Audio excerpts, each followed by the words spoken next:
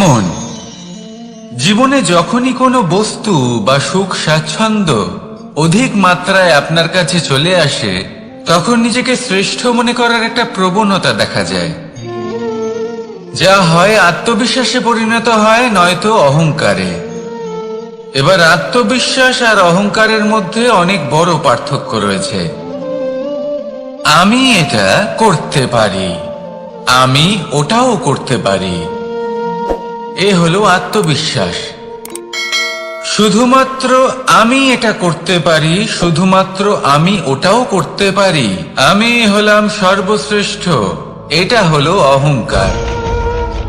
এবার এই অহংকারের ধ্বনি অনেক দূর প্রবাহিত হয়, আর এর প্রহার সর্বপ্রথম আপনাকে বিপর্যস্ত করে। এবার এই অহংকার এর বিপরীত শব্দ হলো বিনয়, অর্থাৎ নিজের ঊর্ধ্বে উঠে অন্যের বিষয় ভাবনা চিন্তা করা, সংসারের বিষয়ে ভাবা। এই বিনয়ী হবার চেষ্টা করুন, একের থেকে অনেক হওয়ার চেষ্টা করুন এবং একসাথে থাকার চেষ্টা করুন। নিশ্চিত রূপেই আপনি বিকাশের কারণ হবেন। মত্ততা থেকে নিজেকে দূরে রাখুন, অহংকার থেকে নিজেকে দূরে রাখুন। এই মন প্রসন্ন হয়ে বলবে, রাধা রাধা। জীবনে যখন কোনো ব্যক্তি নিজের লক্ষ্য প্রাপ্তির জন্য নিরন্তর পরিশ্রম করতে থাকেন, চেষ্টা করতে থাকেন, তখন তিনি কষ্ট অনুভব করেন। কখনো শারীরিক কষ্ট, কখনো মানসিক কষ্ট। এবার উনি এটা ভাবতে থাকেন যে আমি কি উচিত করছি নাকি অনুচিত করছি। কারণ অন্যদিকে এমন একজন ব্যক্তিও আছেন যিনি একদমই পরিশ্রম চেষ্টা করছেন না। তিনি মদিরা পান করেন, বিলাসিতায় জীবন কাটান, অলস প্রকৃতির হয়ে ওঠেন, নিদ্রাতে বিলীন হয়ে থাকেন আর ভাবেন যে তিনি সুখ লাভ করছেন। কিন্তু এরকম কেন হয়? কারণ যখন আমরা সৎ পথে থাকি, উচিত পথে চলি, লক্ষ্য প্রাপ্ত করার জন্য চেষ্টা করতে থাকি, তখন আমাদের ভেতরে থাকা নেতিবাচক শক্তি এবং পাপ এই দেহকে ত্যাগ করে দেয়। আর এই অনুভূতিটাই আমাদের দুঃখের অনুভূতি দেয়, কষ্ট দেয়। এবার সেখানে যদি আমরা কুপথে চলি, অনুচিত পথে চলতে থাকি, তাহলে আমাদের ভেতরে থাকা পুণ্য এবং ধনাত্মক শক্তি আমাদের দেহ ত্যাগ করে দেয়। আর এই অনুভূতির কারণেই আমরা সুখ অনুভব করি। কিন্তু কখনো ভাববেন যে এই সুখ বেশি সময় পর্যন্ত থাকে না। সেই জন্য সবসময় মনে রাখবেন, যদি আপনি জানেন যে এটাই আপনার লক্ষ্য, এটাই উচিত পথ, শুভ পথ, তাতে নিরন্তরভাবে এগিয়ে যেতে চেষ্টা করতে থাকুন। এই কষ্ট আপনাকে সুখের পরাকাষ্ঠায় কখন পৌঁছে দেবে তা আপনি জানতেই পারবেন না। আসুন আমার সাথে ভালোবেসে বলুন, রাধা রাধা।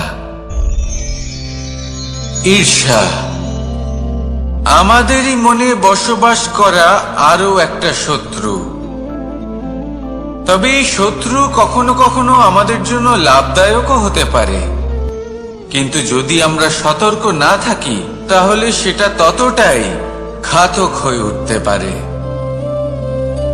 যদি আপনার কোনো প্রতিদ্বন্দ্বী থেকে থাকে যে এগিয়ে চলেছে, তাকে দেখে আপনার মনে ঈর্ষা উৎপন্ন হয়, আর ঈর্ষাবশত আপনি নিরন্তর চেষ্টা করতে থাকেন, পরিশ্রম করতে থাকেন সামনে এগোনোর জন্য, তাহলে তার দ্বারা আপনার বিকাশই হবে। কিন্তু যদি আপনি নিজের বিরোধীকে শেষ করতে দেওয়ার জন্য অগ্রসর হন, তাকে বিনাশ করার জন্য অগ্রসর হন, তাহলে এই ঈর্ষা প্রথমে আপনার বিনাশ অবশ্যই করবে। একটা কথা আছে, এটা পশু প্রবৃত্তি, আপনি শুধুই নিজের বিকাশের কথা ভাববেন। তিনিই হলেন প্রকৃত মানুষ, যিনি অন্য মানুষের জন্য প্রাণও দিতে পারেন। এই ঈর্ষা যদি আপনাকে বিকাশের পথে নিয়ে যেতে পারে, তাহলে খুবই ভালো। যদি আপনাকে অন্য কাউকে বিনাশ করে দেওয়ার পথে অগ্রসর করে, তাহলে তার থেকে দূরে থাকাই ভালো। যেমন ধরুন, আপনার কাছে একটা সূচ আছে, যার দ্বারা আপনি ছেঁড়া কাপড়ও সেলাই করতে পারবেন বা অন্য কারোর পাত্রে ছিদ্রও করে দিতে পারবেন। আপনি কি চাইবেন, নিজের বিকাশ নাকি অন্য কারোর বিনাশ? সিদ্ধান্ত আপনারই। আসুন আর আমার সাথে ভালোবেসে বলুন, রাধা রাধা।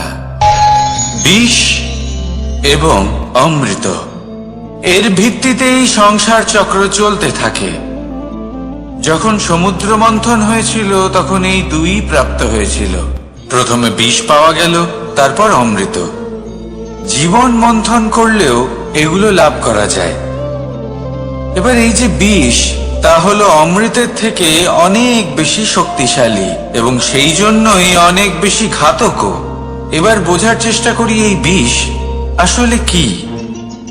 যে কোনো বস্তু বা কোনো ভাব যদি মাত্রার থেকে বেশি পরিমাণে আপনার কাছে থাকে, প্রয়োজনের থেকে বেশি আপনার কাছে থাকে, তাহলে সেটা আপনার কাছে বিষ সমান হতে পারে। তা সে ধন হোক, শক্তি হোক, সম্মান হোক, ইত্যাদি ইত্যাদি। যদি আপনার কাছে এমন কিছু থেকে থাকে যা মাত্রার থেকে বেশি পরিমাণে আপনার কাছে আছে, তাহলে তাকে ভাগ করতে শিখুন। যদি আপনি ভাগ করতে শিখে যান, তাহলে এই বিষই আপনার জন্য অমৃতে পরিণত হবে, আর তাদের কাছেও অমৃত সমান হয়ে উঠবে যাদের এই সাহায্যের প্রয়োজন। তাহলে ভাগ করে নিতে শিখুন আর আমার সাথে ভালোবেসে বলুন, রাধা রাধা। কোনো বাড়িতে, কোনো পরিবারে যখন কারোর জন্ম হয়, তখন তা কত সুখের মুহূর্ত হয়। সেই ছোট্ট সন্তান যখন কিছুটা বড় হয়, সে হাঁটার চেষ্টা করে, আর সেই প্রক্রিয়াতেও খুব বড় একটা শিক্ষা লুকিয়ে রয়েছে, ঠেলে দেওয়া। যখন আপনি হাঁটতে চান, সামনে এগোতে চান, তখন আপনি কি করেন? নিজের পায়ের তলার যে মাটি, তাকে আপনি পেছনে ঠেলে দেন। ব্যাস, এই একই জিনিস তো জীবনেও শিখতে হবে। এবার যদি আপনি জ্ঞানের পথে অগ্রসর হতে চান, তাহলে অজ্ঞানতাকে পেছনে সরিয়ে দিতে হবে। যদি আপনি প্রকাশের দিকে এগোতে চান, তাহলে অন্ধকারকে পেছনে সরিয়ে দিতে হবে। যদি আপনি ভবিষ্যতে সফল হতে চান, তাহলে অতীতের যে অসফলতাগুলিকে পেছনে সরিয়ে দিতে হবে। যে জল বইতে বইতে থেমে যায়, তাকে আমরা নালা বলে থাকি। তার থেকে দুর্গন্ধ বের হয়। কিন্তু যে জল বইতেই থাকে, তাকেই আমরা পবিত্র জল বলি। তাহলে আপনিও কর্ম করতে থাকুন, কখনো থামবেন না। আর আমার সাথে ভালোবেসে বলুন, রাধা রাধা। যোগাসন। যোগাসনে আসন অত্যন্ত গুরুত্বপূর্ণ। এবার আমি বলবো সবথেকে শ্রেষ্ঠ আসন কোনটি। আশ্বাস। নিজেকে আশ্বস্ত করতে থাকুন যে আমি আছি, সব ঠিক হবে, যা হচ্ছে ভালোর জন্য হচ্ছে। এই আশ্বাস আপনাকে জীবনে এমন ধনাত্মক বিশ্বাস দেবে যে আপনি বড় বড় সমস্যার সমাধান করতে পারবেন। এবার যদি কথা বলি সব থেকে কঠিন সময়ের, তাহলে সেটা হলো বিচ্ছেদের। যা মা সীতাকে সহ্য করতে হয়েছে শ্রীরামের জন্য, রাধা কৃষ্ণকেও সহ্য করতে হয়েছে। যে ব্যক্তি বিচ্ছেদের সময় সঠিক পথে চলে এসেছে, সে জীবনে অনেক শ্রেষ্ঠ স্থানে অবশ্যই পৌঁছতে পারবে। এবার যদি কথা বলি সব থেকে জরুরি এবং গুরুত্বপূর্ণ সময়ের, তাহলে সেটা হলো সংযোগ। সকলকে সাহায্য করতে থাকুন। আপনি অন্যদের সাহায্য করে তাদের যত আনন্দ দিতে পারবেন, ততটাই আনন্দ আপনারও জীবনে অবশ্যই আসবে। আসুন আর আমার সাথে ভালোবেসে বলুন, রাধা রাধা। কামবোধ, এটাই আপনার অন্তরের প্রথম শত্রু। বেশিরভাগ মানুষই কামবোধ বলতে লালসা বোঝেন, কিন্তু এটা সম্পূর্ণ সত্য নয়। কামের আসল অর্থ হলো কামনা। এটা খুবই সহজ ব্যাপার। মনুষ্য শরীর থাকলে, মানুষের মন থাকলে এই কামনা অবশ্যই থাকবে। এবার এটাই দেখতে হবে যে এই কামনা নেতিবাচক কামনা নাকি ইতিবাচক কামনা। অন্য কারোর জিনিসে নজর দেওয়া, অন্য কোনো মানুষের উপর নজর দেওয়া, কোনো অনুচিত বস্তুর দিকে নজর দেওয়া, এই নেতিবাচক কামনা। আর এই দুষ্কামনা মানুষকে দিয়ে অপকর্ম করাবেই করাবে। তাই মনে রাখবেন, যে ব্যক্তি নিজের কামনাকে নিয়ন্ত্রণে রাখতে পারেন তিনি সঠিক পথেও থাকেন, সঠিক লক্ষ্যে পৌঁছতেও পারেন। যিনি কামনা নিয়ন্ত্রণে রাখতে পারেন না তিনি তার পথও হারিয়ে ফেলেন এবং লক্ষ্যচ্যুতও হন। তাই মনে রাখবেন, নিজের কামনাগুলিকে নিয়ন্ত্রণে রাখুন। কাম নামক এই শত্রুর ওপর বিজয় লাভ করুন আর আমার সাথে ভালোবেসে বলুন, রাধা রাধা। ক্রোধ, আপনার অন্তরের আরো একটা শত্রু। এই ক্রোধ আসলে কি?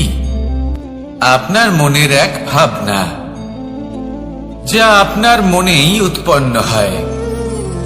এই মন আত্মার সাথে যুক্ত থাকে। এখন একটা ভাবনা যা আত্মার সাথে যুক্ত থাকে তাকে অনুচিত কেন বলা হয় সেটা বোঝার চেষ্টা করুন। ক্রোধ কখনো কখনো জরুরি হয়, বিশেষ রূপে তখন যখন আপনি সঠিক পক্ষে দাঁড়িয়ে রয়েছেন এবং সামনের ব্যক্তি অধর্মের পক্ষে রয়েছেন আর বিনম্রভাবে মানছেন না। যেমন শ্রীরাম ক্রুদ্ধ হয়েছিলেন সাগরের ওপর। ওটা উচিত ছিল, আর তা ততক্ষণই উচিত যতক্ষণ আপনি ক্রোধকে নিয়ন্ত্রণ করছেন। যদি ক্রোধ আপনাকে নিয়ন্ত্রণ করতে শুরু করে তাহলে পরিস্থিতি এমনও হতে পারে, ধরুন একজন ব্যক্তির প্রতি ক্রোধের কারণে আপনি তার ক্ষতি করতে চান। আপনি একটা কয়লা হাতে নিলেন আর সেই কয়লা সামনের ব্যক্তির ক্ষতি করার পূর্বে আপনার হাত জ্বালিয়ে দেবে।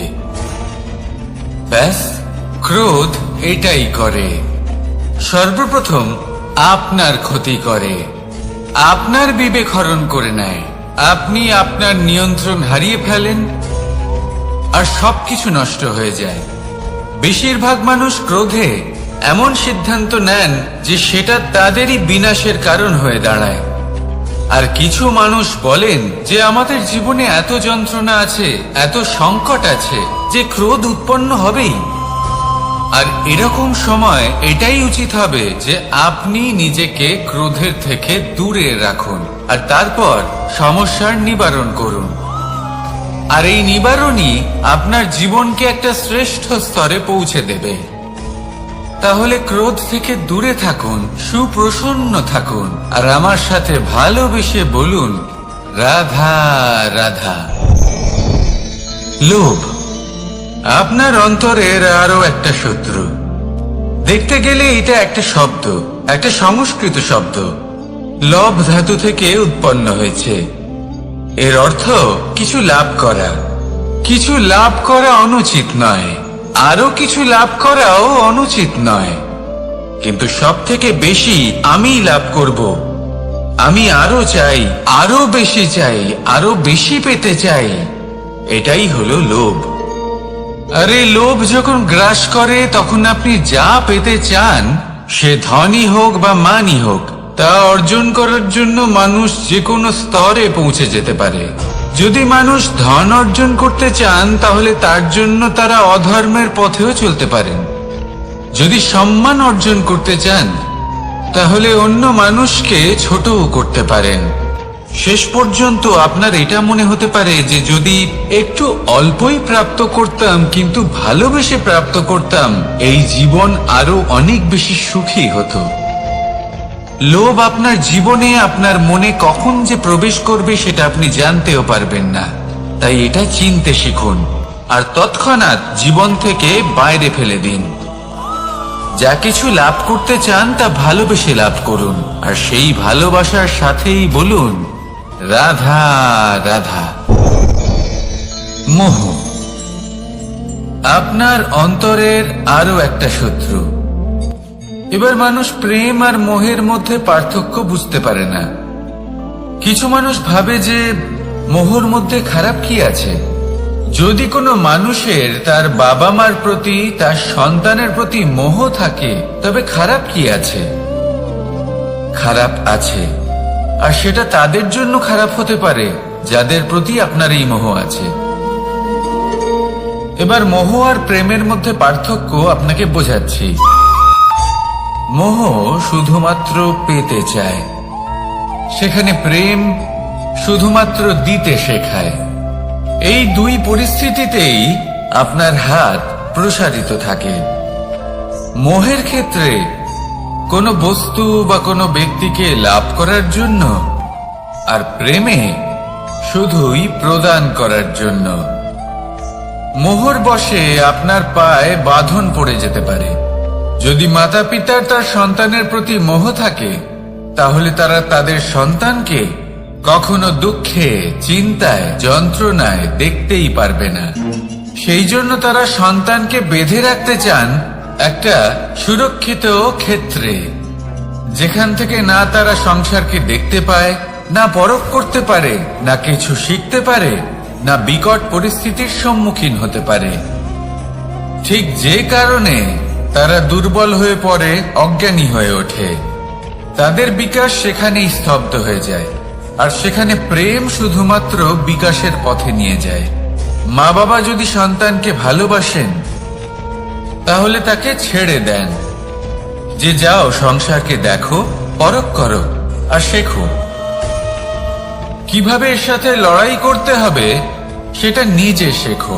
নিজের শক্তি নিজেই বাড়িয়ে তোলো, নিজের পথ চয়ন করো। সেই জন্য এই মোহর শিকল ভেঙে ফেলুন আর প্রেমকে আপন করে নিন। আর এই প্রেম দ্বারাই বলুন রাধা রাধা। মানুষ বড়ই বিচিত্র প্রাণী। অধিক থেকে অধিকতর ধন লাভ করার চেষ্টায় নিজের শরীরকে নষ্ট করে ফেলেন, নিজের শক্তি হারিয়ে ফেলেন, নিজের সামর্থ্য হারিয়ে ফেলেন। আর যে ধন লাভ করেন সেটা কোথায় যায়? সেই শক্তি, সেই সামর্থ্যকে আবার ফিরে পাওয়ার জন্য। আর কিছু মানুষ জীবন এমন ভাবে যাপন করেন যেন তা কখনোই শেষ হবে না। কিন্তু শেষ তো সবারই হবে। আর যখনই শেষটা কাছে চলে আসে, তখন মানুষ এটা বুঝতে পারেন যে সে জীবনকে উপভোগ করেননি। তার কারণটা কি? লালসা। এই লালসা জন্ম দেয় লোভকে, আর এই লোভ জন্ম দেয় আপনারই বিনাশকে। সেই জন্য আজ আপনার কাছে যা কিছু আছে, যেমনটা আছে, তার সাথে জীবন যাপন করুন, পূর্ণরূপে যাপন করুন। আপনার কাছে যতই ধন, শক্তি, মান থাকুক, তা সবার মধ্যে ভাগ করতে শিখুন। ভাগ করলে ভালোবাসা বাড়ে, আর এই ভালোবাসা দ্বারা জীবন আরো সুখময় হয়ে ওঠে। তাহলে আসুন আর আমার সাথে ভালোবেসে বলুন রাধা রাধা। জ্ঞান এবং অহংকার, এই দুইয়ের মধ্যে সম্পর্ক কোথায়? সম্পর্ক ঠিক সেরকম যেরকম হাত এবং কাকনের, যেমন চোখ এবং দৃষ্টির সম্পর্ক। এবার আপনি বলবেন, এ আমি কি বলছি? জ্ঞান এবং অহংকারের এমন সম্পর্ক কি করে হতে পারে? দেখুন, যে ব্যক্তি শক্তি অনুভব করতে চাই, এবার যদি আপনাকে জিজ্ঞেস করা হয় যে সব থেকে বেশি শক্তির অনুভব কোথা থেকে করা সম্ভব, তখন কেউ কেউ বলবেন পুষ্টিকর আহার গ্রহণ করলে, ব্যায়াম করলে। কেউ বলবেন ধন লাভ করলে, বন্ধুদের থেকে, পরিবারের থেকে, আদি ইত্যাদি। এইভাবে আপনি শক্তির অনুভব অবশ্যই করতে পারেন, কিন্তু সব থেকে বেশি শক্তির অনুভব যদি আপনি করতে চান, তাহলে তা পাবেন শুধু একতার দ্বারা, সংগঠনের দ্বারা। যদি আপনাকে উদাহরণ দিই, নিজের এই হাতটাকে দেখুন, 5টা আঙুল রয়েছে। কোনো একটা বস্তুকে নিজের একটা আঙুল দ্বারা তুলে ধরার চেষ্টা করে দেখুন, বড়ই কষ্ট হবে। তখন আপনি বুঝতে পারবেন যখন এই 5টি আঙুল একত্রিত হয় তখন কোনো কাজ কতটা সহজ হতে পারে। এটাই হলো শক্তি একতার। সব থেকে ভালো উদাহরণ যদি আপনাকে দিই, তাহলে বাঁশি। এই বাঁশি থেকে অত্যন্ত মধুর সুর নির্গত হয় যা সবার মন প্রসন্ন করে দেয়। এই কথা সত্যি, কিন্তু এই বাঁশি আমি একটা বা দুটো আঙুল দিয়ে বাজাতে পারবো না। আমাকে প্রত্যেকটা আঙুল ব্যবহার করতেই হবে, তবেই এর থেকে মধুর সুর নির্গত হবে যা সকলকে প্রসন্ন করবে, ঠিক কি না? ঠিক এইভাবেই যদি আপনি চান যে আপনার জীবনরূপী বাঁশি থেকেও মধুর সুর নির্গত হোক বা সবার মনকে প্রসন্ন করে তুলুক, তাহলে আপনাকেও জীবনে একতা নিয়ে আসতেই হবে। আপনি একাও কর্ম করতে পারেন, পথ চলতেও পারেন, সামনেও এগোতে পারেন, সাফল্য লাভ করতে পারেন। কিন্তু যখন সকলে একসাথে এগোবেন, সেই পথে চলবেন, সেই কর্মই করবেন, তখন লক্ষ্যে অবশ্যই পৌঁছবেন, সাফল্য অবশ্যই লাভ করবেন। কিন্তু সেই সাফল্য এবং তার আনন্দর সংমিশ্রণটাই একটু অন্যরকম হবে। তাই জীবনে ঐক্যবদ্ধ হন, একসাথে মিলে এগোতে থাকুন, আর আমার সাথে ভালোবেসে বলুন, রাধা রাধা।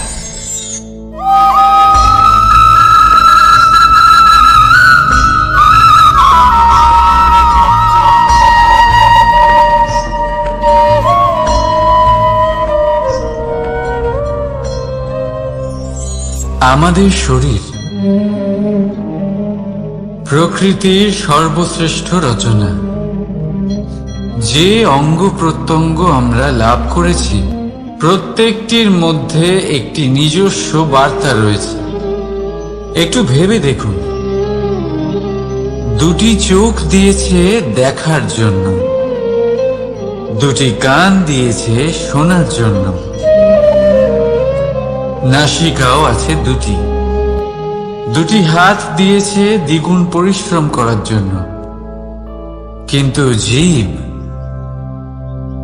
শুধুমাত্র একটি, তার উপরেও তীক্ষ্ণ বলিষ্ঠ দাঁত দিয়েছে তার রক্ষার জন্য। কখনো ভেবে দেখেছেন কেন?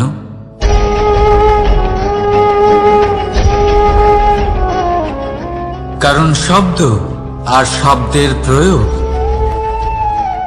মানুষের সবচেয়ে বড় অস্ত্র, যার প্রয়োগ যত ভেবে চিন্তে করা যায়, মানুষ তার জীবনে ততটাই উপরে উঠতে পারে। তাহলে মনে রাখুন, দেখুন, শুনুন আর বুঝুন বেশি, বলুন কম।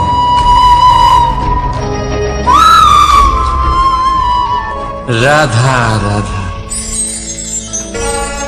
মানুষ ভাবেন যে ধন অর্জন করা হলো অত্যন্ত গুরুত্বপূর্ণ। তিনি আজীবন ধন অর্জন করতে থাকেন, ধন অর্জন করার চেষ্টা করতে থাকেন। সে যাই হয়ে যাক না কেন, পরিশ্রম করতে থাকেন। স্বাস্থ্যের দিকে নজর দেন না, না উচিত সময় খাবার খান, না উচিত সময় ঘুমোতে যান, না পর্যাপ্ত সময় পর্যন্ত ঘুমন, কিছুই না। ধন অর্জন করতেই থাকেন, করতেই থাকেন। আর কিছু সময় পরে যখন তিনি অসংখ্য ধন লাভ করে ফেলেন, তখন তার সাথে ওনার শরীরে অনেক রোগ বাসা বাঁধে। এইসব রোগের উপচার করতে করতে সেই সমস্ত ধন যা উনি অর্জন করেছেন তা তিনি ব্যয় করে ফেলেন। শেষ পর্যন্ত কি হয়? আমরা যেভাবে এসেছি ঠিক সেইভাবেই ফিরে যাই, ধন এখানেই থেকে যায়। দেখুন, একটা অত্যন্ত গুরুত্বপূর্ণ কথা রয়েছে যে আপনার বোঝা উচিত। এই যে ধন, তার ব্যবহার করুন জীবনকে আরো ভালো করে তোলার জন্য।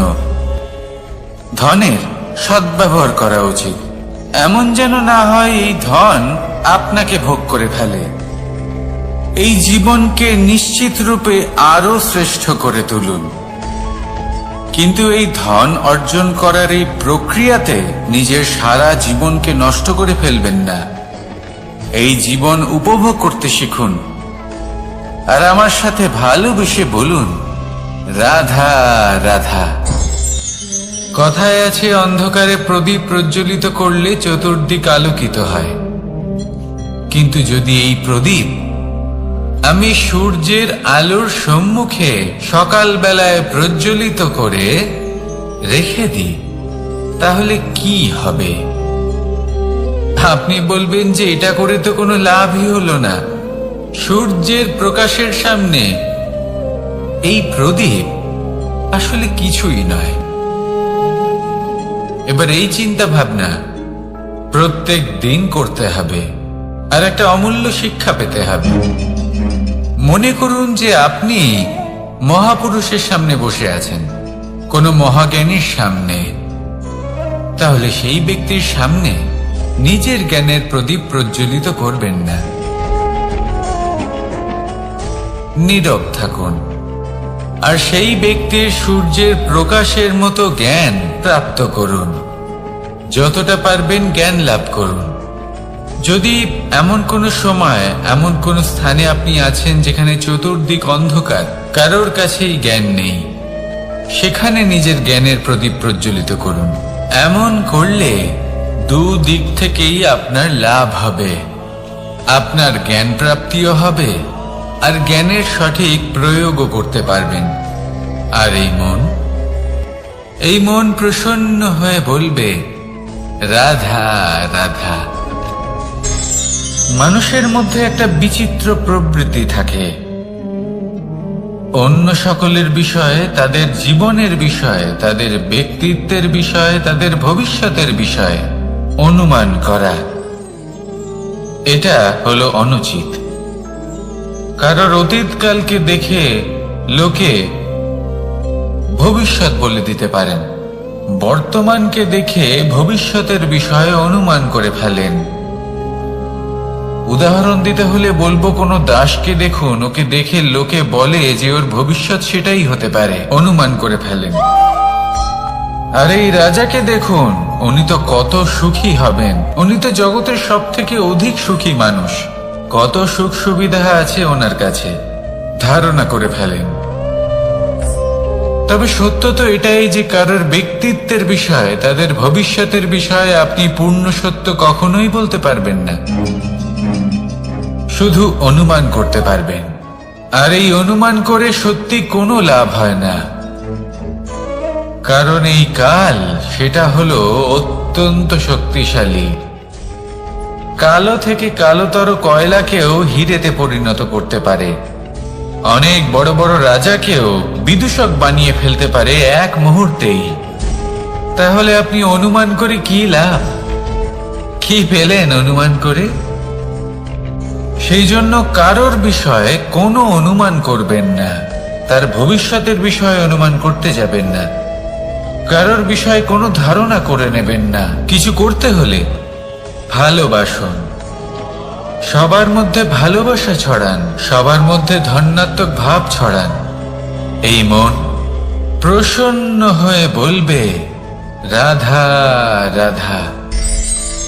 কেউ বলে জীবন খুব ক্ষণস্থায়ী, কেউ বলে জীবন হলো একটা সুন্দর স্বপ্নের মতো, আবার কেউ বলবে জীবন হলো এক কঠোর সত্য। কিন্তু জীবন আসলে কি? জীবন হলো আপনারই প্রতিবিম্ব, একটা দর্পণ। অর্থাৎ আপনি জীবনকে সেইভাবেই পাবেন যেরকম আপনি নিজেকে প্রতিপন্ন করবেন। যদি আপনি দর্পণের দিকে তাকিয়ে হাসেন, তাহলে আপনি সামনে হাসি মুখী দেখতে পাবেন। এবার যদি আপনি গম্ভীর হয়ে থাকেন, তাহলে আপনি একজন রুষ্ট ব্যক্তি দেখতে পাবেন। শেষে সব থেকে বেশি গুরুত্বপূর্ণ হলো আপনার চেষ্টা। আপনাকে সবসময় চেষ্টা করতে হবে যাতে আপনি নিজেকে প্রসন্ন এবং ইতিবাচক মনোভাবে রাখেন। এটা হলো আপনারই উত্তরদায়িত্ব, তাকে পালন করুন। এই মনকে প্রসন্ন রাখুন, এই সংসারকে সুন্দর বলে মনে হবে। আর এই মন প্রসন্ন হয়ে বলবে, রাধা রাধা। মানুষের একটি সমস্যা আছে যে মানুষ সাফল্যকে মাপতে থাকেন, লক্ষ্যপ্রাপ্তিকে মাপতে থাকেন এবং তার তুলনা করতে থাকেন যে ও এত কিছু পেল আর আমি পেলাম না, ওর কাছে এত কিছু আছে কিন্তু আমার কাছে নেই। এই তুলনা করার জন্য ওনারা দুঃখী হয়ে পড়েন, নিরাশ হয়ে পড়েন। তাই আমি একটা প্রশ্ন করছি যে এটা কি উচিত? এই সংসারে আপনি কি নিয়ে তুলনা করবেন, যেখানে সূর্যদেব চন্দ্রমা দুজনেই আছেন, দুজনেই হলেন বিশেষ, দুজনেই নিজ নিজ সময়ে উদিত হন। এদের মধ্যে একজন না থাকলে তাহলে আমাদের জীবন কঠিন হয়ে পড়বে। ঠিক সেইভাবেই আপনি যদি একটা বড় রেখা অঙ্কন করেন তাহলে অন্য রেখাটি ছোট হয়ে পড়ে না, সে তেমনই থাকে যেমনটা সে ছিল। আপনার অস্তিত্ব কখনো ছোট বা বড় হতে পারে না।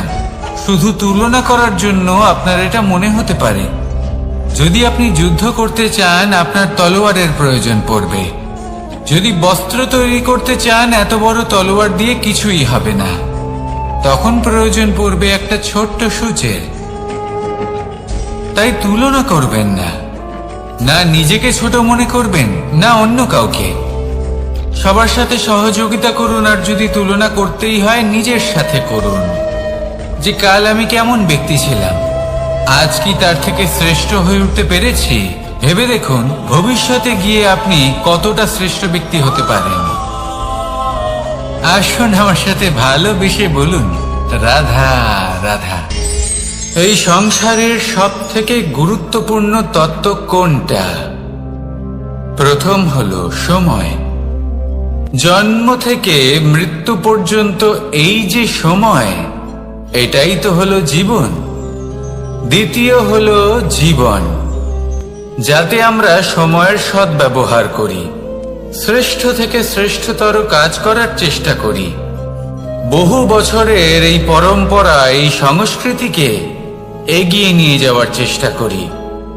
এই সংসারে আমরা অংশগ্রহণ করতে চেষ্টা করি। তৃতীয় হলো ধন, সেই ধন যা প্রত্যেক ব্যক্তি অর্জন করতে চেষ্টা করেন। এবার এই তিনটি তত্ত্বের মধ্যে একটা সামঞ্জস্য আছে, সমান ব্যাপার আছে। সে ধনই হোক বা সময় হোক বা হোক জীবন। আর সেই সমান ব্যাপার হলো যে যদি আপনি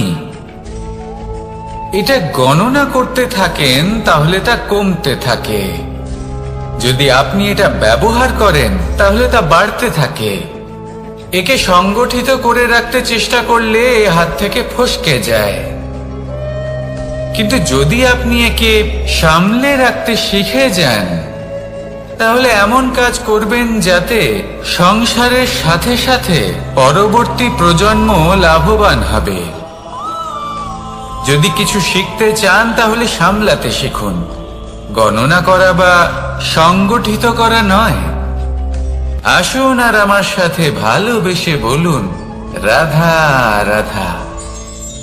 এই সংসারে সাফল্য লাভ করার জন্য জ্ঞানের প্রয়োজন হয়, পরিশ্রমের প্রয়োজন হয়, দৃঢ় নিষ্ঠার প্রয়োজন হয়, নিরন্তর চেষ্টা করা প্রয়োজনীয়। কিন্তু আরো কিছু আছে যা অত্যন্ত প্রয়োজনীয় এবং গুরুত্বপূর্ণ। তা হলো ভালো বন্ধু। তাদের থাকা অত্যন্ত প্রয়োজনীয়। যদি ভালো বন্ধু থাকে তাহলে সময় এলে তারা ঢাল হয়ে আপনাকে সুরক্ষা করবেন। সময় এলে অস্ত্রের মতো শত্রুকে সংহারও করবেন। যদি তিনি জ্ঞানী হন, তাদের মধ্যে সদ্গুণ থাকে, তাহলে এই সব গুণ আপনার মধ্যেও প্রবেশ করবে। তাহলে সাফল্যের জন্য ভালো বন্ধু পাওয়া অত্যন্ত প্রয়োজনীয়।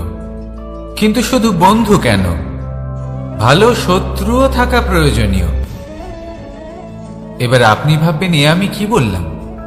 যদি আপনার জীবনেও ভালো অর্থাৎ শক্তিশালী শত্রু থাকে তাহলে আপনিও শক্তিশালী হতে থাকবেন। এই শত্রু আপনাকে প্রেরিত করবে আরো বেশি শক্তিশালী হয়ে ওঠার। কখনো কোনো হরিণকে দেখুন, তীব্র গতিতে দৌড়তে থাকে। কেন তীব্র গতিতে দৌড়য়? এই কারণে নয় যে কোথাও তার জন্য মধুর ঘাস অপেক্ষা করে রয়েছে, না, সে এই কারণে তীব্র গতিতে দৌড়য় কারণ সেটা না করলে তার পেছনে একটি সিংহ আছে যে ওকে নিজের ভোজন করে ফেলবে। তাই জীবনে বিপদ, সংকট এই সব কিছুও হলো অত্যন্ত গুরুত্বপূর্ণ। তার সম্মুখীন হতে শিখুন আর আমার সাথে ভালোবেসে বলুন, রাধা রাধা। পুরুষার্থ। শাস্ত্রে 4 ধরনের পুরুষার্থের কথা বলা হয়েছে। প্রথম হলো ধর্ম। আপনি কি জানেন এই ধর্ম আসলে কি? আপনার কি মনে হয় ধর্ম আসলে কি? কোনো বিশেষ ঈশ্বরকে মানাই কি ধর্ম বলা হয়, নাকি কোনো বিশেষ রীতি পালন করাই হলো ধর্ম, নাকি কোনো বিশেষ সাহিত্যকে সর্বশ্রেষ্ঠ মনে করাই হলো ধর্ম? না, ধর্ম হলো সেটা যাকে ধারণ করা যেতে পারে, আর ধারণ শুধু সেটাই করা যায় যা পবিত্র। পবিত্র শুধু তাকেই বলা হয় যা নিঃস্বার্থ, যার মধ্যে শাসন করার কোনো ইচ্ছে নেই, যা সরলভাবেই প্রবাহমান, জল এবং বায়ুর মতো। যখন কোনো ব্যক্তি ধর্মকে ধারণ করেন এবং সেই ধর্ম সেই ব্যক্তিকে রক্ষা করে, তখন তাকে ধর্ম বলা হয়। ধর্ম যা রক্ষা করে অহংকার থেকে, খারাপ চিন্তার হাত থেকে। সেই জন্য পুরুষার্থ গড়ে তোলার আগে, ধর্ম পালন করার আগে ধর্মের প্রকৃত অর্থ কি সেটা বুঝে নিন। এটা জেনে রাখুন যে সমস্ত ধর্মের আধার, সমস্ত ধর্মের ভিত শুধুমাত্র ভালোবাসা। আসুন আর এই ভালোবাসার সাথেই বলুন, রাধা রাধা। কখনো কোনো বাগানের কোনো বৃক্ষকে দেখেছেন যেখানে সুগন্ধি ফুল থাকে, রসালো ফল থাকে? তখন মন প্রফুল্ল হয়ে ওঠে, মন থেকে সেই বৃক্ষের প্রতি ভালোবাসা জন্মায়। কিন্তু যিনি বাগানের মালিক, শুধুমাত্র তিনিই জানেন যে কিভাবে এই বৃক্ষকে আগলে রাখতে হয়, কিভাবে তার পরিচর্যা করলে এতে সুন্দর সুগন্ধি ফুল হবে, রসালো ফল হবে। কখনো কখনো প্রয়োজনের থেকে বেশি রোদ পেলে এই বৃক্ষগুলি শুকিয়ে যায়, প্রয়োজনের থেকে কম রোদ পেলেও এই বৃক্ষ কিন্তু শুকিয়ে যায়। প্রয়োজনের থেকে কম জল যদি পায়, এই বৃক্ষ শুকিয়ে যেতে পারে। প্রয়োজনের থেকে অতিরিক্ত জল যদি পায়, তখনও এই বৃক্ষের শিকড়গুলি নষ্ট হয়ে যেতে পারে। এবার এটাই কিন্তু আমাদের সংসারের সাথেও হয়। আমাদের সংসারের সকল প্রতিভাশালী ব্যক্তি, যেমন লেখক, বিচারক, প্রবক্তা, যোদ্ধা, এদের সবার ক্ষেত্রে এই কথাটাই প্রযোজ্য। যদি বেশি প্রশংসা করা হয়, তাহলেও এরা হারিয়ে যাবেন। প্রয়োজনের থেকে বেশি যদি নিন্দা করা হয়, তখনও তারা নত হয়ে পড়বেন। তাহলে আজ আমি এদের রক্ষা করুন কাহিনী শোনাবো, নিজেদেরও। এটা কোনো মনে রাখবেন, একটা দুজন বোন জাতাকলে গম পেশাই জেনে রাখুন কখন কোন নিন্দায় আপনি লজ্জিত হবেন ছিলেন। তিনি সময় সময় সেখান থেকে ছোট ছোট দানা তুলে নিজের মধ্যে অহংবোধ জাগ্রত করছিলেন। এবার দেখতে দেখতে গম পেশাই সমাপ্ত হয়ে বলবে, এবার পেশাই করা গম নিয়ে সেই দুজন বোন বাড়ি ফিরে আসছিলেন এবং তাদের ফেরার পথে হঠাৎ করে কোথাও থেকে একটি বাছুর চলে এলো। এই দুই বোন ভয়ভীত হয়ে গেলেন আর তাদের হাত থেকে সেই আটা পড়ে গেল, মাটিতে মিশে গেল। এবার এই পুরো ঘটনাক্রমে যদি কারোর বিন্দুমাত্র লাভ হয়ে থাকে, বিন্দুমাত্র আনন্দ পেয়ে থাকে তাহলে